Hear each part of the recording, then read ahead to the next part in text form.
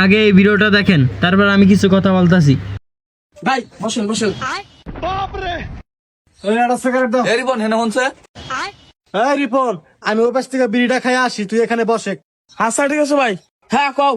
তুই দেই এর হাতে এখন হারা দিনই গরস এর পাশে ঘুরে তোর লাভ কি আর তুই কিসের আশায় গরস? আমি কোনো কিছুর আশায় ঘুরি না, আমার কাছে ভাইরে খুব ভালো লাগে, সেজন্য আমি ভাইয়ের পিছে পিছে ঘুরি। সেটা তো বুঝলাম, তুই কোনো কাম কাজ করস না, তোর বাপ মাই কি খায় না না খায় সেদিকে কোনো খেয়াল রাখস না, সারা দিনে খালি তুই আর পাশেই গরস। তা আমার বাপ মা না খায় থেকে তুমি আমার বাড়িতে যা কিছু দিয়েছো, এখন আমার বাপ নাই রে, তোমার তো দয়া মায়া থাকে। আরে রিপন, তুই রাগ করস কে? ও তো ভালো কথাই কইছে, আর তুই তোর বাপ মায়ের দেখাশোনা করস না কে? এটা কল ঠিক না। ঠিক না বে ঠিক, ওইটা আমি জানি। আর আমার নিয়ে আমার ফ্যামিলির নিয়ে তোমাকে এত মাথা ব্যথা খায়। তো ওবকে তোর বাপ মাই তো কালকে আমারে কইলো যে পোলাটার একটু ভালো করে বুঝাও যাতে কাম কাজ করে আর নেতার পাঁচটা জানি ছাড়ে। আরে ভাই তোমাকে কি কই, তোমরা কি মনে করো যে আমি নেতার পিছনে ফাও ফাও ঘুরি? তুই ভাবি তো করস, তাছাড়া কিসের নিকা করস? নেতাই ধরে কি দেয়? দেয় নাই দিব, নেতার দল কেবল ক্ষমতা আইলো, নেতা আমার কইছে বড় একটা পদ দিব। আরে ওটা কয়াই থাকে রে পাগলা, দিব না।